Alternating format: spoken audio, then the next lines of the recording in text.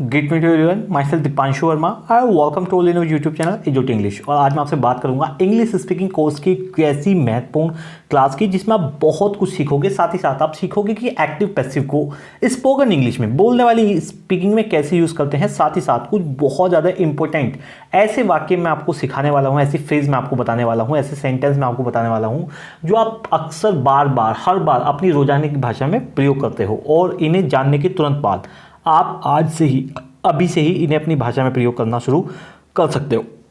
तो सबसे पहले हमारा सेंटेंस है, लिटिल नॉलेज ऑलवेज डेंजरस। देखो, अर्ध ज्ञान हमेशा खतरनाक होता है, आधा अधूरा ज्ञान हमेशा खतरनाक होता है। क्योंकि अगर आपको किसी चीज़ की जानकारी है तो बहुत अच्छी बात है, लेकिन अगर नहीं है और आधी अधूरी जानकारी है तो फिर वो जो है बहुत ज़्यादा खतरनाक आपके लिए हो सकते हैं। इसलिए बोला जाता है little knowledge is always dangerous, little knowledge is always dangerous. According to parents, माता पिता के अनुसार। अकॉर्डिंग टू टीचर, अध्यापकों के अनुसार। अकॉर्डिंग टू मी, मेरे अनुसार। अकॉर्डिंग टू माई गर्लफ्रेंड, मेरी गर्लफ्रेंड के अनुसार। अकॉर्डिंग टू हर, उसके अनुसार। अकॉर्डिंग टू हिम, उसके अनुसार। अकॉर्डिंग टू राधा, राधा के अनुसार। अकॉर्डिंग टू आयुषी, आयुषी के आधार, आयुषी के अनुसार। अकॉर्डिंग टू राहुल, राहुल के अनुसार। Children grow up all too सून। देखो, अक्सर ये माता पिता बोलते हैं कि अकॉर्डिंग टू पेरेंट्स, माता पिता के अनुसार children grow up old too soon, बच्चे बहुत जल्दी बड़े हो जाते हैं। ये तो आपको सबको ही पता है। जैसे ही आपके रिलेटिव आपको देखते हैं तो आपको देखकर वो चौंकते हैं, क्योंकि उन्हें लगता है कि आप बहुत जल्दी बड़े हो गए हो। तो ऐसा बोला जाता है, children grow up old too soon, बच्चे बहुत जल्दी बड़े हो जाते हैं। Does your father keep on eye on you. Keep on आई का मतलब मैंने कल आपको बताया था। कीप ऑन आई का मतलब है नज़र रखना, निगरानी रखना कि ये क्या कर रहा है, कुछ गलत तो नहीं कर रहा। उस तरह की निगरानी को बोलते हैं कीप ऑन आई। तो इसमें प्रश्न पूछा गया है, does your father keep on eye on you.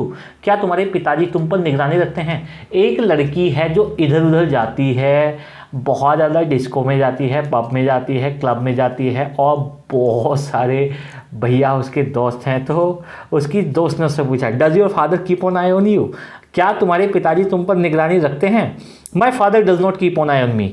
मेरे पिताजी मुझ पर नज़र नहीं रखते हैं। Because he trust on me, he count on me. Trust on me बोल दो या फिर काउंट ऑन मी बोल दो, दोनों का मतलब होता है विश्वास करते हैं। My father does not keep on eye on me. मेरे पिताजी मुझ पर निगरानी नहीं रखते। Did you see me stealing money. क्या तुमने मुझे पैसे चुराते हुए देखा। देखो, कल कहीं से पैसे चुर गए और आपने किसी का नाम ले दिया, तो उसने आपसे कहा, did you see me stealing money. क्या तुमने मुझे पैसे चुराते हुए देखा। Did you see me stealing money. क्या तुमने मुझे पैसे चुराते हुए देखा। Did you see me stealing money. क्या तुमने मुझे पैसे चुराते हुए देखा। When did you see me stealing money. तुमने मुझे पैसे चुराते हुए कब देखा। आई सा यू, मैंने तुम्हें देखा। यस्टरडे स्टीलिंग मनी, मैंने तुम्हें कल पैसे चुराते हुए देखा। Where did you see me stealing money. तुमने मुझे पैसे चुराते हुए कहाँ देखा। I saw you in house stealing money, मैंने तुम्हें पैसे चुराते हुए घर में देखा। देखो, इस तरह के क्वेश्चंस मैं आपको इसलिए बताता हूं ताकि इस तरह के क्वेश्चनों को आप एक साथ बोलना सीख लो और क्वेश्चन पे क्वेश्चन करना सीख लो। ठीक है ना। जब भी आप किसी से वार्तालाप करते हो तो आपको मैक्सिमम क्वेश्चन करने आने चाहिए। जैसे कि पहला question, did you see me stealing money. क्या तुमने मुझे पैसे चुराते हुए देखा। उसने कहा हाँ देखा। When did you see me stealing money. तुमने मुझे पैसे चुराते हुए कब देखा। I saw you yesterday stealing money, मैंने तुम्हें कल पैसे चुराते हुए देखा। Where did you see me stealing money. तुमने मुझे पैसे चुराते हुए कहाँ देखा। I saw you in house stealing money, मैंने तुम्हें घर में पैसे चुराते हुए देखा।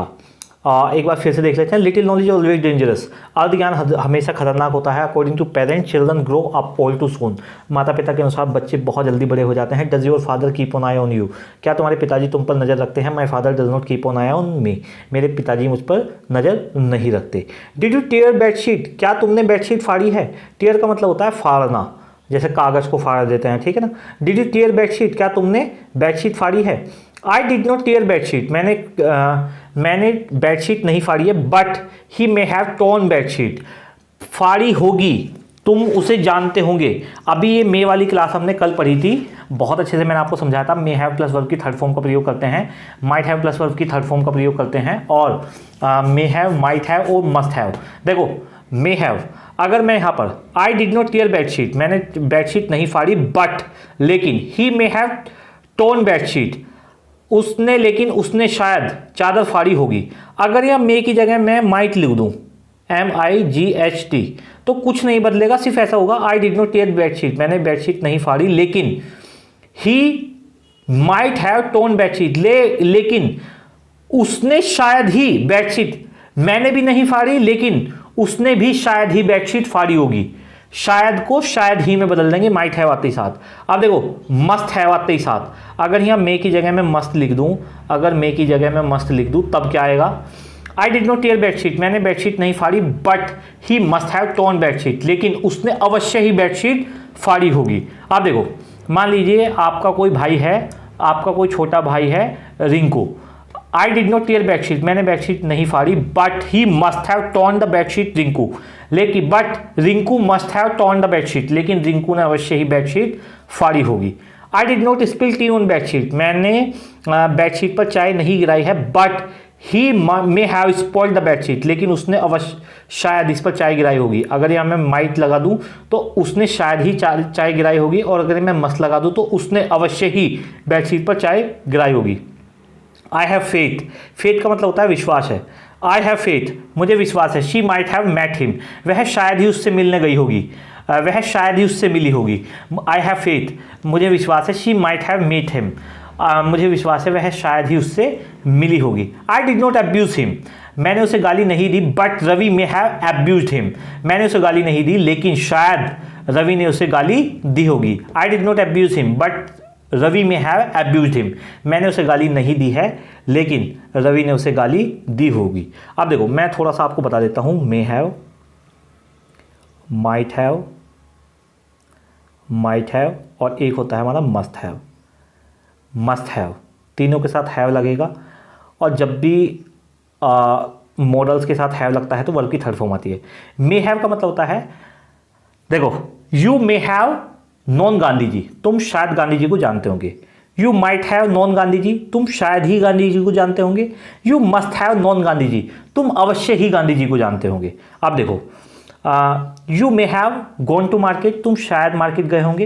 You might have gone to market, तुम शायद ही मार्केट गए होंगे। You must have gone to market, तुम अवश्य ही मार्केट गए होंगे। अब देखो कास्ट ऑन इवन आई का मतलब होता है, देखो नजर रखना का मतलब होता है keep on I, keep on आई का मतलब होता है नजर रखना, निगरानी करना। कास्ट ऑन इवन आई का मतलब होता है नजर लगना। जब आप पर किसी की बुरी नजर लग जाती है तब हमारी मम्मी कहती है बुरी नजर वाले तेरा मुंह काला, बुरी नजर वाले तेरा मुंह काला। तो जिस भैया के लिए हम कह रहे हैं कि तेरा मुंह काला, कास्ट ऑन इवन आई का मतलब होता है नजर लगना। टचवुड, टचवुड भी बोलते हैं, टचवुड का मतलब भी होता है नजर ना लगे, touchwood. Cast the vote, cast the vote का मतलब होता है वोट डालना। अब देखो एक्टिव पैसिव मैंने बहुत डिटेल में 2 लेक्चर पूरे बहुत डिटेल में पढ़ाए हुए हैं, आप जाके वहाँ से देख सकते हैं। प्लेलिस्ट में जाकर एक बार 1 टॉपिक में एक्टिव पैसिव जरूर देख लेना, बहुत डिटेल में बताया हुआ है। यहाँ तो सिर्फ मैं आपसे कुछ क्वेश्चन करूँगा जो अक्सर आप बदल के इन्हें कर सकते हो।